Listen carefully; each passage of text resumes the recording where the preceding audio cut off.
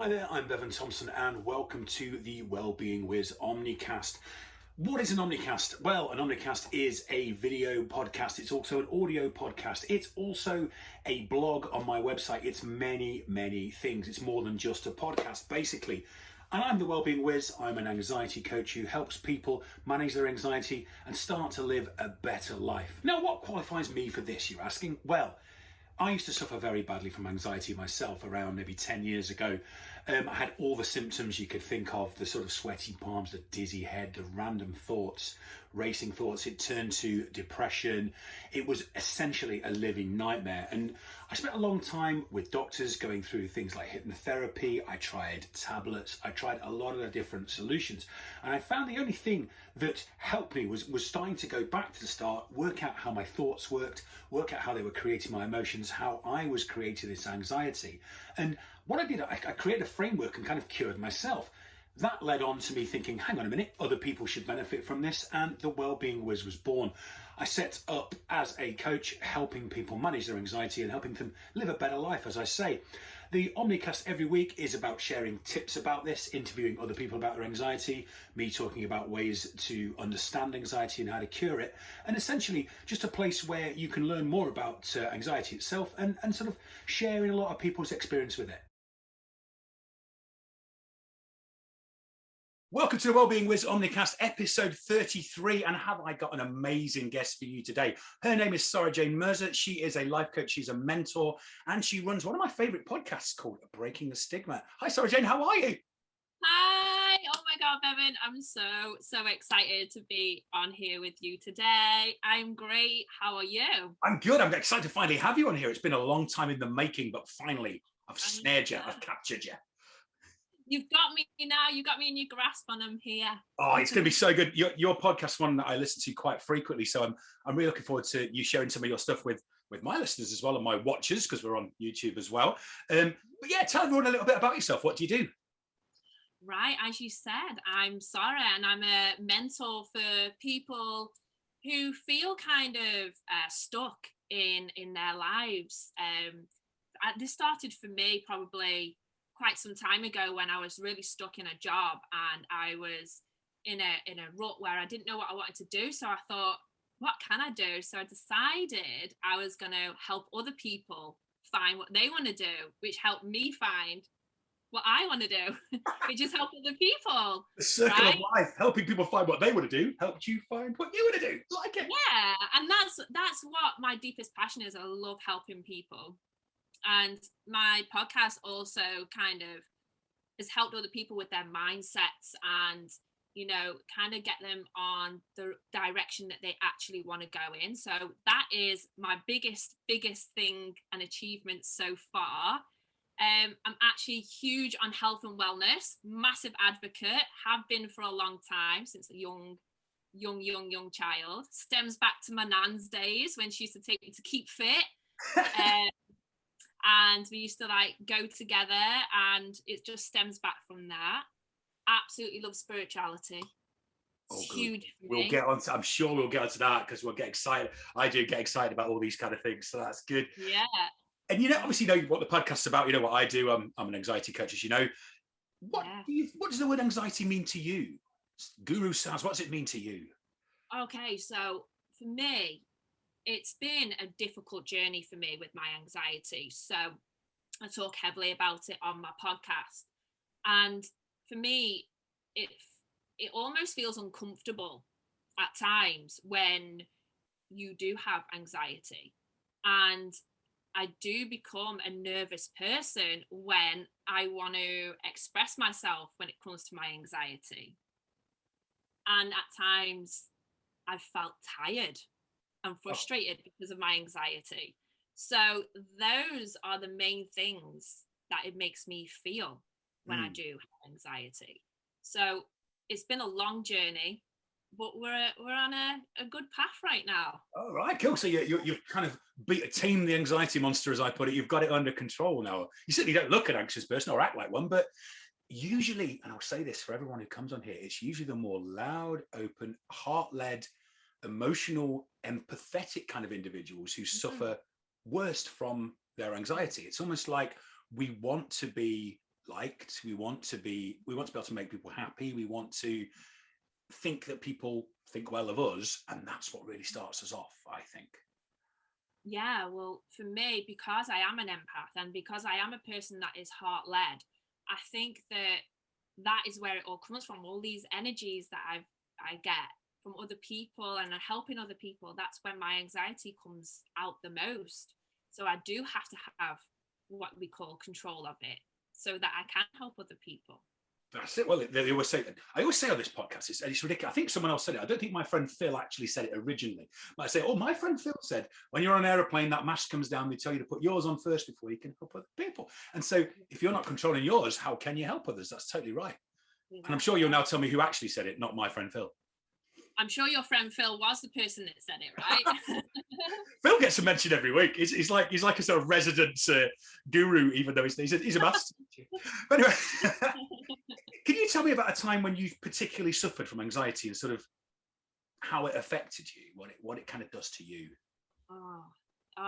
It is like I said to you, it's a very long journey. But like, if I had to start from the beginning with it, it's definitely when I was younger. I probably didn't notice that I had it when I was younger. It's only now when I look back, I definitely had it, and it's carried on into my adult life. And I think when I really realised that I had it was, unfortunately, I had this occasion where I was travelling quite a lot. It was to do with work. I was travelling quite often, and I was always on train journeys and things, and I was just very exhausted, and my anxiety got the better of me. And I was on the train, and I had a huge panic attack. And I think I was about 19 or something like that. Wow. And I had a woman, and she was lovely, and she helped me through it all the way. But I was on my own, so I was obviously making myself worse, and I didn't know what to do. I actually didn't even realise it was. Well, you don't know what it is. That's the scary thing, isn't it? You think you're going crazy. You think you're having a heart attack. You think you're going to die there and then. And I had my first one on a tube train, so I know exactly how it feels. Yeah, and I was just like, what is this? What's happening to me? Am I poorly? Do I need to go to the doctors? And then you start thinking all these things like you just said. And I got calm, and the lady helped me off the train, and I was okay, and I was able to go and, carry on doing what I was doing. But when I did speak to somebody about it, and they told me, this sounds a lot like anxiety, that's when I realized I had to do something about it. And I decided to take a different route, more of a holistic route. It sits better with me. But yeah, I think that was definitely the biggest aha moment that I had. And when you've had that first one, I think the first ever panic attack you have sits with you forever. And it's that it might come back that then generates its own little anxiety loop of, if I do this, then that attack will happen. And it's like you almost have like the anxiety of the actual attack itself, but then you've got the fear of the fear that you carry around with it. And the fear of that moment happening again. And then you've got like a two-tier system, if you like, of anxiety, which people really suffer from. Horrible. Yeah, so I talk again heavily about fear in my podcast as well, because I feel like that was one of the reasons why I felt that way that particular day, because there's a lot of things going on that day. I was going to different jobs and things like that, and I was traveling a lot, and I had this fear of, if it didn't work out, or what am I doing with my life, and I don't know, just multiple trillion things. So fear is definitely a contribution. It's the and it's all I always go back to the caveman sort of brain and trying to keep yourself safe and all this sort of stuff. But the fear of failure, the fear of putting yourself out there, the fear of what if, what may happen, that's what drives it all the time. Every time. For me, I think as a human race, right, we all worry about what other people are going to think. We're worried about, if I have this panic attack now on this train, what is people going to think of me? That makes it worse. It does. It just adds fuel to the fire, doesn't it? It keeps pouring more petrol on it. It does. And that's why I talk very openly about it, because I think more people do need to talk more about it. And it's okay to have these, moments in your life where you do struggle. So it was really nice that lady was very understanding as well, because I was like a heap. Yeah, and it's like, did she know what it was as well, or did she just sort of look after you out the kindness of her heart, or was she like I did not have a clue who she was. Right. She just saw that something was happening, and she just Oh, She was bless her. covered in. Yeah. And to this day, I don't know who she was. I wish that I did, that I could thank her, because obviously in that moment, you kind of, you like blank out, don't you? You don't really Very know what's going foggy-headed. on. Yeah. So I didn't take her name, her number, nothing. So if she's watching, Oh, she will thank be. you. Thank you. Everyone will be. Everyone will We should be. we should have some sort of like, find that lady. Were you on the 7:35 express from such and such on this date, Yeah. on this year? Yeah. We need to You find her. saved me. Yeah, Give you her a little saved me. award of some kind. So Yeah. was that the heart of anxiety then? Is that the hardest part, the physical symptoms? Or was it, were you like me, I was the king of overthinking and the king of worrying? Like, actually was 50-50. The symptoms and the worrying probably 50-50, but some people have more one than the other. So, like for me, I think like I have been an overthinker majority of my life. But it's also feeling stuck. Like I always felt trapped and stuck. Like, you know, when you grow up in life and you get told, you know, you need to do this in life to be successful, or you need to do this so that you can have a paid job and just stay comfortable. I always felt trapped in that scenario. And for me, I just struggled with that. And so it was an overthinking of that, and also those words, stuck and trapped, you know. And that's very against what human beings should be. Like, this is why I always say, we're not designed to live in this world we live in. Like, your mortgage comes out and your gas bill and all this, and you're trapped in your little thing, and you've got to keep going to work to pay for this mortgage and gas bill. And it's like you're in this eternal cycle of like trappedness, if that's the word, trappedness. Stop. and you can feel very quickly like, like a rat in a cage. You sort of, you've got nowhere to go, and we're not designed for that at all. Yeah, like a hamster on a wheel, right? Exactly. And going round and round and round, doing the same thing all the time as well for me. I'm a bit of a free person. Like, I like to make my own choices, my own decisions, and just do things. Like, I know that audibly do that dance on the podcast, the free person. They know exactly what kind of dance that is. You can see it in the time right now. And if you can't, go on to YouTube, but it's definitely, I know you know what that dance was that went with the word freedom. Yeah, I just for me, it's like that is what it is like. Like, I know it's not reality, but for me, it's not feeling trapped, not feeling stuck, and being able to be myself. Because when you are in society and you're thrown into a job, sometimes you can't be yourself. No. You have to kind of downsize yourself. And like you said, I'm a person that likes to speak, and I wouldn't say loud, but I do like to have a voice. And that's probably one of the reasons as well, because I just felt like I was downsizing all the time. So now I'm like, I got my own podcast, I can do this, I can do that, I can speak out, and it's amazing. Sarah to the max, the full-on Sara experience, Sara Jane experience to the max. But I think also with emotions, if you hold them in, and it's not just anxiety, it's like, again, positive emotions. If you're squashing them down at work and you're being half of yourself, 50% of yourself, you're not being your full self, you're not experiencing all the emotions. So when then anxiety comes, you also push against that, which is the worst thing to do with anxiety, because it is an emotion like the rest. Let it come in, feel it, let it go.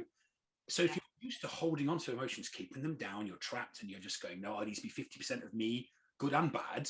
You're holding on to all these things. It's going to come down like a river sooner or later. It's going to knock that dam down, and it's going to, envelop you. Yeah, definitely. And that's one of the things that I experienced in a job of mine, where, I already felt the anxiety come in, but I had to go into work, and I got into work, and everybody said to me, "Oh, you don't look too well." And I was like, "I'm okay, honest." And I just had to get on, and do things. And I knew in the back of my mind, if I don't go and get some fresh air now, I'm going to have an anxiety. So I was always had to be a certain way and be perceived a certain way, when really deep down inside, this is who I wanted to be, this person you hear and see now. So that helps with, it certainly helps with anxiety. If you're living your own truth and you're living your own true life and you're being exactly how you want to be, I mean, it's difficult to do that, because again, you've got that feeling of, will people like the true me, and will people like the way I'm going to be? But actually, and this is always something I find very, very funny, I wanted everyone to love me, but I was allowed to dislike some people, which I find hilarious. I was always like, yeah, don't like them, and them, but everyone's got to love me. And it's just Yeah. such a funny little concept that I look back and laugh at myself because I'm like, you know what? I'm not going to be some people's cup of tea. And that's fine. Yeah. Because there are loads of people who aren't mine, but they're not bothered. They're not bothered. You have to be comfortable with that. You have to be comfortable with it. You know, if you, what they call haters, if you get the haters out there, you know, With the kids, the haters. Yeah, the haters, then you just have to kind of be like, it's okay, it's fine. You know, you don't have to, you know, like who you are. Like, you have to enjoy and love who you are. Self-love, I talk about that all the time, right? Love yourself. It's the most important. And I tell you what, you cannot. I always say to people, it's the first stop on the journey. Almost, it's like until you love yourself, you're not going to be able to show up in the world how you want to be, because you're going to be thinking, well, that part of myself's not very nice, and that I don't like this part of myself. So you're not going to show it to the world anyway. So this is stop number one. Is like, you know what, I'm all right.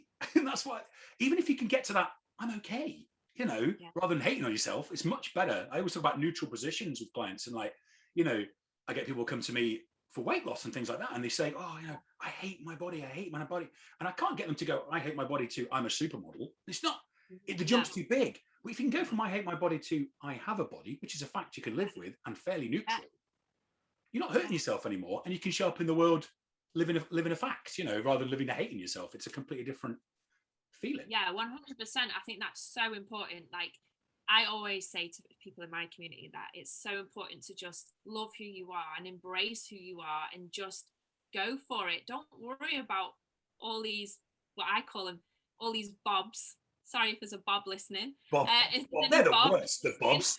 I've got, you know, I always refer to my uncle Bob when I'm coaching as well. I don't have one, and I always refer to him. Bob must be like this all-purpose name. Yeah, so if Bob's listening, sorry, but you know, if there's a Bob out there and he's being mean to you, then don't worry about it. You know, just love yourself. Go back down, write down all the beautiful things about yourself, and just remember those things. I do that all the time. Screw you, Bob. That's what I say. Hashtag screw you, Bob. Screw you, Bob. I'm writing a love letter to myself. See you later, Bob. Yeah, I'm too busy for your nonsense. That's cool. So you mentioned you had a holistic approach. So how did you finally sort of get these kind of thoughts or feelings under control? What was your strategy? Yeah. So the first thing that I probably really, really, truly did is tell myself that I'm safe, because I think that's one of the worst things I would think about, is that I wasn't safe. Like, wherever I went, I wasn't in a safe place. So I had to tell myself that I am safe because I'm with me. I'm safe, because most of the time when you're doing things, you do it by yourself, right? It's not with lots of people, it's by yourself. So you have to be comfortable with that. And then I love, and I'll probably talk a bit about that in a bit, but music is huge for me, like relaxation music, you know, huge on that. And I've spoken to you before about all the different types of music I listen to, but it's just so like meditation at night and in the morning, and I always do a lot of gratitude as well, and just getting myself lined so I'm ready for the day, and then get myself ready for bed as well, you know, relaxation. So that's more of the holistic approach. Again, I love essential oils, you know, when we were talking earlier, you know, essential oils is huge part of my life, and I love to do anything like that, anything that's, you know, holistic approach. Self-care, it's big, isn't it? It's like doing things you like, doing things you enjoy, and a lot of appreciative, sort of in the now kind of living, and that very much like you say, gratitude's very important. Meditation, that's very much sort of in the now. I mean, me, big fan of Eckhart Tolle, talk about the power of now constantly. It's one of my biggest kind of things I've got about. But yeah, it is that taking it away from what might be to what is. Yeah, and just sitting with that and being okay with what you have and where you are in life, because I think that's one of the things that I used to do to myself, is I was beating myself up so much about, you know, I wasn't this and I wasn't doing that by this age. And, you know, because you do get, you know, by the time you're this age, you should be settled down. By the time you're this age, you should be, you know, and I used to beat myself up about those things. And I think that, you know, sometimes we all just need to sit back, relax with it, and be good for right now and what you have, and appreciate it, enjoy it, and go for the ride. Oh, do you know what? The last week I was talking to a lady called Ali, who's a Reiki master, about the same sort of thing. And she was like, just be. Just be. It was lovely. And she was on about the Reiki tenants or something. And it was all just for today. I will do X, Y, and Z just for today. And it's exactly the same concept. Just be, and don't look forward. Don't compare. Don't, just be. And that's really important. I also like the thing you said about, let's go right back to the start there, about feeling safe, because anxiety is that massive trigger of that cave person thing about keep yourself safe, stay in the cave, don't take any risks, don't offend anyone, don't go behind that bush, there's a tiger behind it. And that's where anxiety springs from. And it's that telling yourself you're safe is almost tripping past the amygdala, past that lizard brain, and going, no, we're all right, don't panic yet. Like I was saying to my clients, the tiger's not in the lounge right now, it's still in Chester Zoo. I used to sit there and think, well, I live in Manchester, and Chester Zoo's only an hour away, and there's a guy who might leave the cage open and the tiger might get out. The tiger might come down the motorway, might find my house, be in my garden, and then get in the lounge. And I'm like, no, I take people back and say, is the tiger in the lounge yet? Is it there? No, is the answer. Stop worrying about these 1% chances that may happen, and just be. If the tiger gets maybe in the back garden looking through the window, that's probably about the time to start worrying. But until then. The only thing that's in my back garden is my Jack Russell, and I don't think she's going to do anything. What is it about people, and everyone I have on here, who've suffered from anxiety, that love dogs? We love dogs. I absolutely love dogs. I've got a cat also. I'm a big animal person anyway, but dogs is, well, I only got Penelope 7 years ago. She was my first dog, but she's been a great and amazing comfort for me. They're honest. Everything you get from a dog is honest and straight up. And as a person who suffers from anxiety, I love dogs because they come and they show you exactly what they think about you straight away. There's no hidden agenda with a dog. No. Cats, on the other hand, sneaky. Don't trust them at all. They're running the world quiet. But dogs, they're honest and straight. And I think that's what it is. We get that kind of unconditional love from dogs where we don't have to second guess them. No, we don't. And she makes me laugh, and I go on long walks, walking is huge, with a dog, isn't it? You got to take them out. So with her, to get out, and it forces you to get in the fresh air, and it forces you to get that serotonin boost you need, and it just, and it's nice. You see them enjoying themselves, and it lights you up a little bit as well. They're belting about and digging and doing all their funny little stuff, and it's like, oh, lovely. Yeah, anyway. It just makes you realise as well, doesn't it? Like, look how much fun they're having. Yeah. They do. Well, I had a thing for a while because my dog's called Binky. Long story, we don't get to it. Everyone thinks it's a really cool name because of Terry Pratchett, but I named her after the lady off Made in Chelsea. So I don't. Everyone's like, "Oh, what cool nerd street cred." I'm like, I've never even read Terry Pratchett. Sorry, I should name after Made in Chelsea. I don't like to talk about it anyway. But yeah, I also Be More Binky was my thing for a long time. She just doesn't give a monkeys. Everything that happens in the world happens to her right there and then. She doesn't think about tomorrow. She doesn't think about yesterday. She's just like belting around, having a lovely old time. Having a great time, enjoying life. So Be more Binky. That's what I say to people. Okay, now moving on to more sort of personal stuff for you. Are there two people you'd like to say, apart from a lady on the train, of course, who you'd like to say they've helped you be where you are today and made you what you are? That is a tough one because there's so many amazing people. I mean, the community that we're in, amazing, right? And I think that was one of my number one things to do. Was surround myself with more positive people, because as most people do, surround themselves with what we call negative mindsets, right? And unfortunately I had to remove those and surround myself with new positive, like-minded people. So I did that. That was one of my biggest things. And then as always comes back down to family and my great husband, who is always there by my side, cheering me on. So it's always have that support at home. It's massively important for them. If they believe in what you're doing, my wife's exactly the same. She believes in what I'm doing 100%, and she'll back me to the hill, unless it's completely bananas.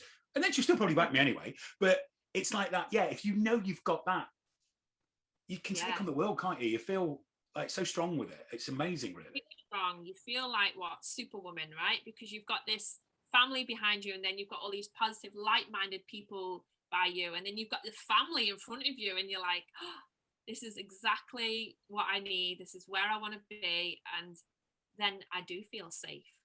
And safety again, we're back to safety again, and it's like you feel like someone trusts your decisions, someone trusts your skills, your enough to say, yeah, you go for it, and you make a business out of this, and you tell them about what you've done in your day, and they go, oh, that's brilliant. And yeah, you need that cheerleader almost is the right word. Definitely, because when I wanted to change, my whole entire career, I was nervous, so nervous. I was like, if I change my career now that I've been doing for a long time, let's say a very long time, is my family going to support me? How am I going to do this?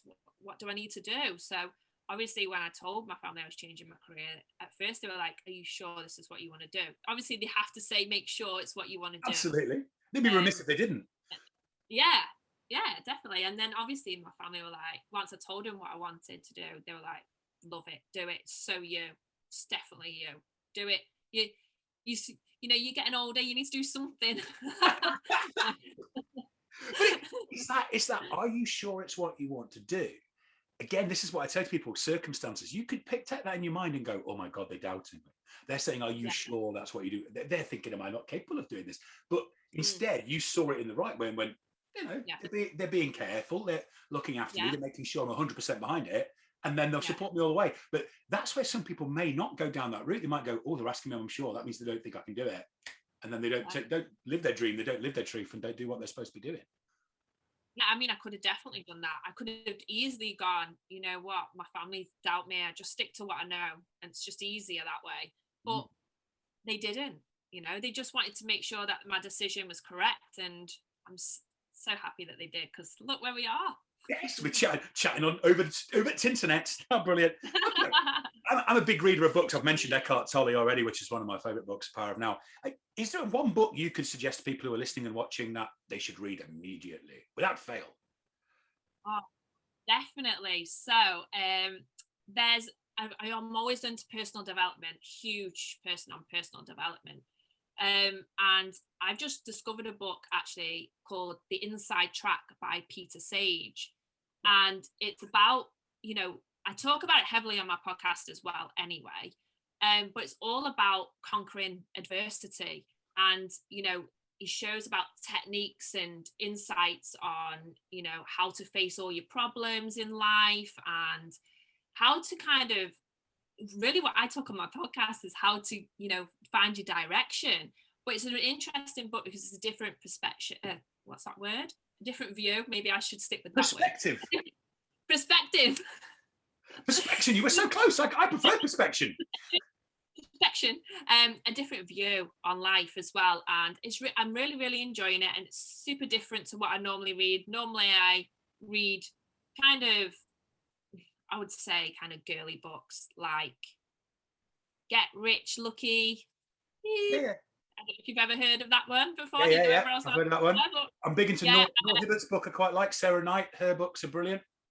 Yeah. But female authors are very, very cool in that space. There's a lot of very cool female authors in that space, and not so many. There are good male authors, but not like popularist books tends to be female writers in that space. Yeah, and I normally do read those kind of books, but I've decided, I'm going to start reading more male orientated mindset books and see it from a different point of view. As they would say in our community, we're stepping into your alpha. Was it stepping into your masculine, into your alpha energy? Yes, exactly. So what was the name of the guy? Peter Sage. Peter Sage, yeah, and the book is called Inside Track. I've never heard of it. That's one. I'll put it on my reading list, and mine everyone else is listening. I'll give that a go. Yeah, it is new. It is a new book.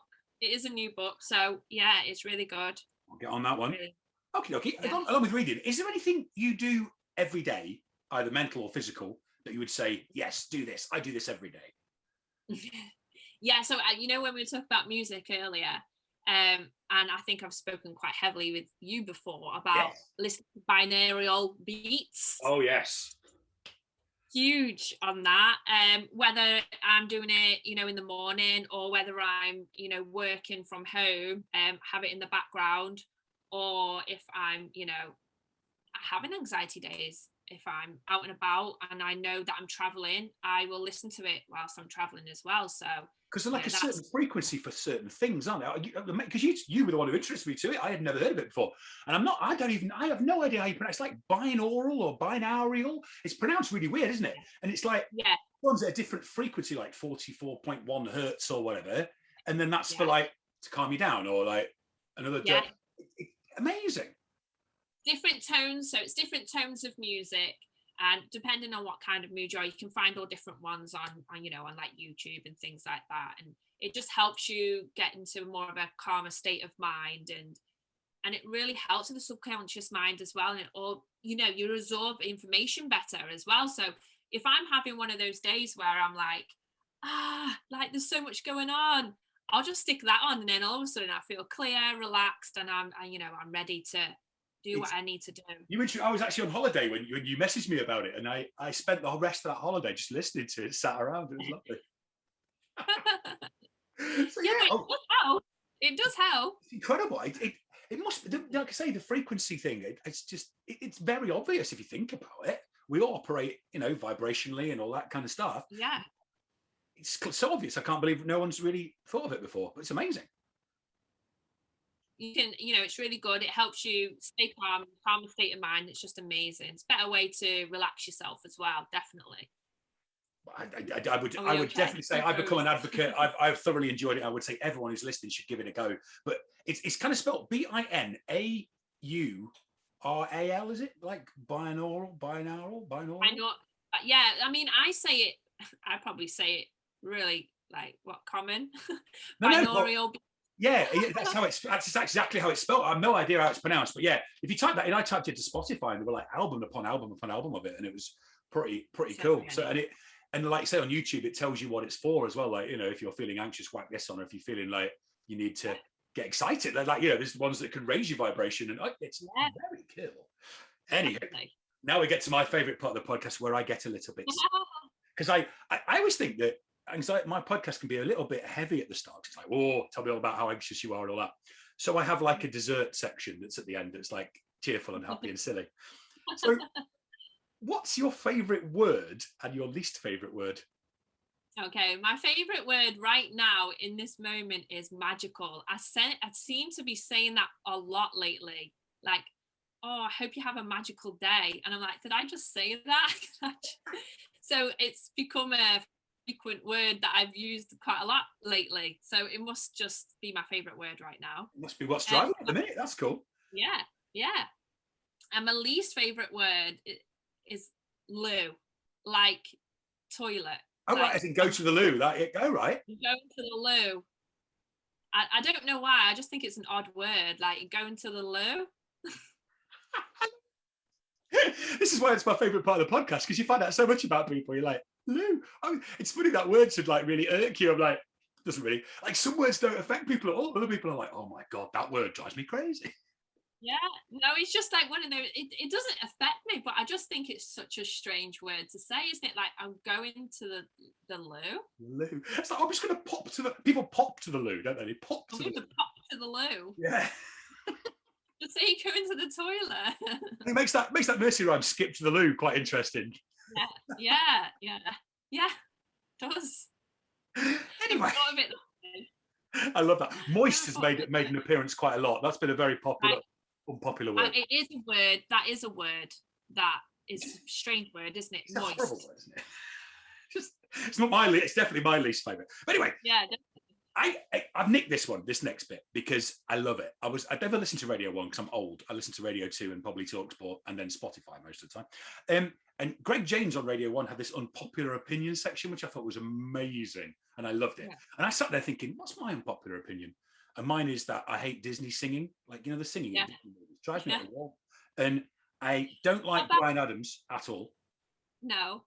What about singing when it's in like films like Edward Scissorhands or something? I'm like, how do you all know the words and the dancing together? I can't be doing the musicals at all. Like, I'll watch one musical, Rocky Horror Show, that's it. Just because it's so camp and over the top that I can't, I think what it is, I can't suspend my disbelief long enough to believe that they all know the next line to the song together. Yeah, same. How do they do that? Like Mary Poppins, or the Chimney Sweeps, next minute, all over a little dance, and I'm like, pack it in, what are you doing? How do they do it? They must, like, I don't know what they do to be able to remember all that, but I agree. I do agree. And things like Mamma Mia, where they make a musical out of existing songs. I'm like, they were never meant to be a musical in the first place. These are just songs. Like, how can this make a story? It doesn't make any sense. What are you doing? But anyway, that's me. And also, I saw the film Life of Pi and absolutely hated it, and everyone else thought it was brilliant. I never watched it. Don't. It's garbage. Anyway. So What's Guru Saz, Sara Jane's unpopular opinion? What's the thing? Go on, be really unpopular, controversial. People might not like this one because it's on everybody's list, right? And everybody watches it, and I've just not ever been interested. And Breaking Bad and Peaky Blinders is overrated. See, I'm halfway through Breaking Bad, so I'm way, way, way behind. Never watched Peaky Blinders, so I'm in your camp there. If anything tends to be a little bit overhyped, I go the other way immediately. Yeah. So I don't know.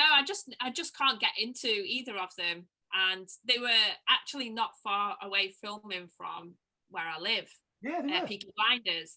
And I walked past it, and I just saw all these people, and I was like, you went, "You're overrated," and legged it. You're overrated. It's boring.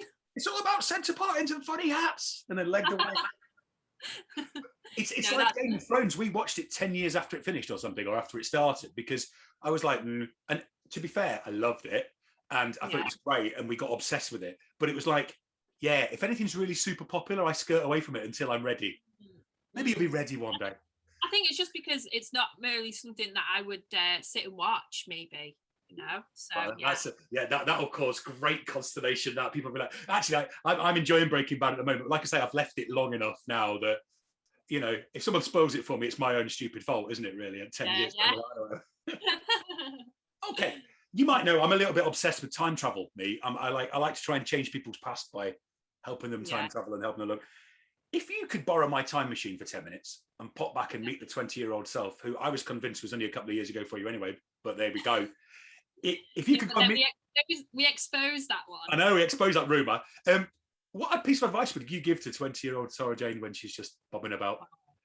Oh, goodness. What would I say to her? I'd say, please don't wear that. Yes. Please don't wear that. Put that in the bin. It's not cool. It never was. I love that. Never was. I'd definitely be like, Bev, enjoy your hair while you've got that long curly hair. You play with it as much as you can, Devon. You're gonna miss it when it's gone. Yeah, no, it's just one of these things. I think now when you see 20-year-olds, I definitely did not look like that when I was 20. No, people are much older now. Yeah, I feel like it. In my eyes, I mean, they're so good at makeup, they're so good at hair, they're so good at clothes. And then when I look at my 20-year-old self, I probably looked 14. I look like I've been thrown through an Oxfam. Same. But then again, when I was 20, you see, it was all grunge and Kurt Cobain, and like everyone had to look like they'd been thrown through an Oxfam. So I was actually probably quite trendy. But yeah, in fact, being at university, I did all my shopping at Oxfam. But it was like, you know, yeah, that 20-year-old me was, ripped jeans and Converse and lumberjack shirts, pretty much. Yeah. I don't know what mine was, but I'd just say, please don't wear that.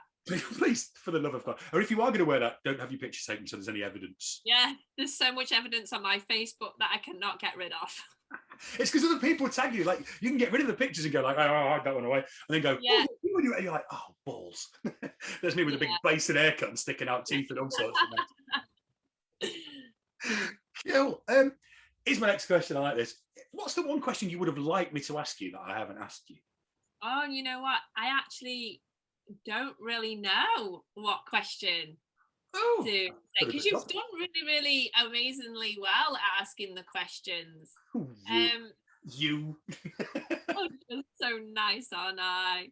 I can't really think of anything in particular. Just, you're a great guy, and I think like your podcasts are just so awesome, and I just love how open you are about, all the things you talk about on your podcast. So my question would be for you, like, what's next for you on your journey? Oh, top secret information. I can say. So excited. I think I can share it now. Yeah, I'm going to get my own radio program. I'm very much looking forward to it. It's going to have a bit of music. It's going to have a bit of. It's going to be like this, but with music. Only happy music. Only good news as well. So, like, if I can't believe you're interviewing me now. You're such a podcast host. But yeah, it's going to have good music, good news. Like, I hate the news. Like, it's always so bad. Like, why can't we have good news? Like, I just think that a good news section is great. people ringing in like yourself, experts on the thing, coming and saying, do this, do that, tips for people. You'll have to come on, be brilliant. 100%, because I woke up the other morning and my husband put the news on and he knows I don't like the news. So I had to turn it off. There you go. Because all it was on the TV was just negative. And I was just like, let's put some happy bossa nova music on so I can dance. That's it. And I'm going to have people put requests in for the song that makes them feel the best, and just things like that. And I think there's a big gap for a positive radio program. I just need a good name for it. That's all. I'm so excited. But yes, thank you. Thank you for bringing that up. I've got to show off then. Lovely. Okay. We have 2 more questions left, and here we go. The next one, I usually do a guest question. However, I had one guest called Christy Mims from America, who's one of my little heroes on the quiet, and I got very excited. Yeah. And she asked such a good guest question that it stayed in the podcast. And that question was, the Christy Mims memorial question is, what's the best 80s movie? For me, so believe this or not, I'm a huge horror person. I love horror films. Cool. My favourite 80s horror movies. Yeah, mine is Nightmare on Elm Street, It's an iconic movie. Nobody's gonna forget it. It's amazing. I just love it, and I love it. Talk to me all day about horror films. I just love it. There were those ones you get blockbusters when you were a kid, and you'd rent them and scare you to death during the school holidays. During the daytime, close all the curtains, stick Nightmare on Elm Street 3 on, which was the one that really traumatized me for some reason. That was the one that. The third one in the sort of, because it got a bit daft after that, I think. That it does get a bit daft, but he's the ultimate baddie, isn't he? Because he can get you while you're asleep. Like, you don't even know if you're awake or asleep, and he can get. And he's coming for you. And as a sort of teenager, that's like, holy crap! And all the people that are getting murdered are all teenagers as well. When I watched it, I was about that age. I'm like, this is just not cool. And I just think it's just, my family always said to me, why do you like horror films so much? I still don't have the answer. I don't know. I think it's the action in it. I don't know. I just enjoy horror films, and it's just great. And Nightmare on Elm Street, but then a Nightmare on Elm Street has a funny element to it as well, doesn't it? It's got quite the dark humor as Freddie, hasn't he? And he's sort of and the teens. It's funny, the teens that get murdered are always the ones that are like slightly doing naughty things. It's very American, like kind of if you're smoking or drinking or with a lady, then Freddie will get you. But if you're like the good teen, the one who kind of saves the day, and it's quite very sort of moralistic as well. Nightmare on Elm Street. Yeah, I love it. That's a good question as well. I think it says a lot about. We've always said it says a lot about the person who's answering it. Because the 80s have got such a spread of movies that it says a lot about the person's kind of. I don't know. So it's like the action and the it's almost like the dark humor, maybe even with you. I don't know. Yeah, the dark humor, the way that it's written, and just how, I don't know, just how it's filmed as well. It's super cool. Like because I like anything. What's the words I'm looking for? When all the makeup and everything. What's the word when they do all the makeup and it just looks so real and realistic? Right. I just find that interesting. Like, how did they come up with that idea to make that person look like that? That's just cool to me. It looks like a half-cooked margarita. How on earth did they make it look like that? Yeah, and just think it's just amazing how they do all that and spend hours on it, like just to make a film that we watched for an hour and a half. He wasn't doing anything else, was he? Hardly ever. The guy who played Freddie Krueger was like, essentially his entire career was just being him. Freddie, yeah. Robert Englund, I believe his name was. That's my fact of the day. Yeah. Okie dokie. So we have the guest's question. So the previous guest gets to ask the next guest a question. My previous guest was Ali Skenderovich, which I had to practice that over and over. Skenderovich, lovely name. And here's more of a travel themed question. Where was it that you had the most eureka moment? Which place or country made you the most happy? Oh. She was really into travel, and she said she was going to go to, I think it was either 50th or 100th country this year. 50th. She's going to go to her 50th country this year. So she's really into travel. So that was her question. Yeah. So for me, when I was early 20s, I actually went on a holiday to Mexico, and I absolutely loved it that I went twice, and I loved it so much. And I just love the culture. I love, the hot weather, obviously. That's a given. The scenery and everything, and everybody's just so lovely there. Yeah, I just really enjoyed it, and the history. Going up to Chichen Itza. Did you go to Chichen Itza? I've been. It's amazing. Yeah. Loved it there. Yeah, it's I super loved early in the it. morning, and when the sun comes up over it, it's just incredible. Just beautiful, and it's such a historic place as well, and it's just a place where you can go and relax and go do history, and it's a bit of me of everything that like you can go do a bit. My kind of favorite food, Mexican food. I love. Like I'm mad about Mexican food. Yeah. It's got that kind of very party kind of culture as well. The very party kind of. The music's great. Like you say, it's got the beaches, it's got the heat, but it's got the ancient history, like really ancient history. Super ancient. Is it It's Mayans, isn't it? Mayans, am I right? Yeah, Mayans. Incas, Mayans, one of the two. Yeah. Incas of South America, Mayans, that's right. And it's got a bit of everything, like you say. Wow, yeah. Bit of everything, and I love a good museum, so anything that's got anything with history in it, I'm there. I'm going to see it. I'm going to watch it. I'm going to do it. It's making me want to go to Mexico now. Mine was La Palma. I was saying how much it's a shame because the islands had that big volcano recently, and it's the only place I've ever been where I've gone, I want to live here. Like I've never been. I've traveled, like I used to travel for my job, and I used to travel all over the world, and that's the only place where I've gone, I feel at home here. It's weird. It's nice. Yeah. They're in Scandinavia because of my Viking heritage. I kind of want to live on Iceland one day and just be a Viking. Have you never been to? Have you not been to Iceland? Is that on your to-do list? No, I've been to Iceland a few times. I just love it.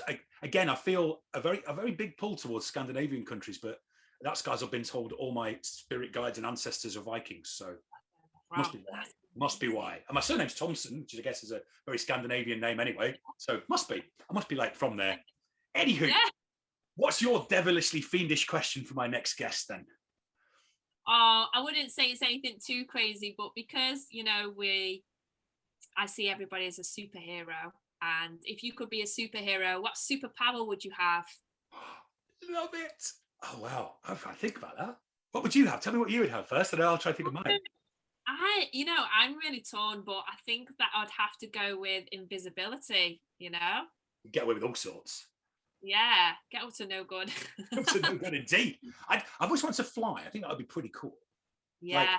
But that's a good one. I mean, we should really go with something like, to be able to heal people, all this. But with our superpowers, we're going quite like, oh no, I just want to fly. I want to fly. Well, I want to be invisible, so then I just appear from nowhere, and you're like, oh, hello. Were you there the whole time? Yeah.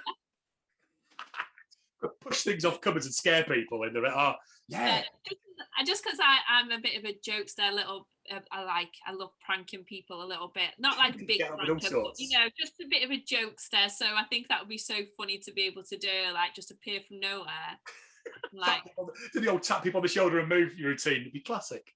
Yeah, keep yourself amused all day. The superpower is just to keep myself amused, really. I'm not going to really save the world with it. I just want to be happy. No, not to save any. Yeah, I'll save somebody if like I have to, but if I don't need to, I'll just be arsing out. What's your superhero name? Annoying woman. Something like that, I think. Yeah, I think that would be a good. You're more of a villain with that kind of MO, like a super villain. It does sound like a super villain, doesn't it? I don't mean to be, but it sounds like. I know, debag it, pulling people's trousers down in Tesco's and running off, and they don't know you're there and things like that. Proper prankster. Proper prankster. Prankster Saz. I like it. That's going to go in the show notes for sure. I always write a comedy show note about what we've been talking about. Prankster Saz is going in there, the new super villain. Saz is going in. My last question is, and this is the most important one, how can people get in touch with you, find out more about you, and get into the world of Super Saz? Super Saz. # Guru Saz. No, I love that. I wish I had a hashtag.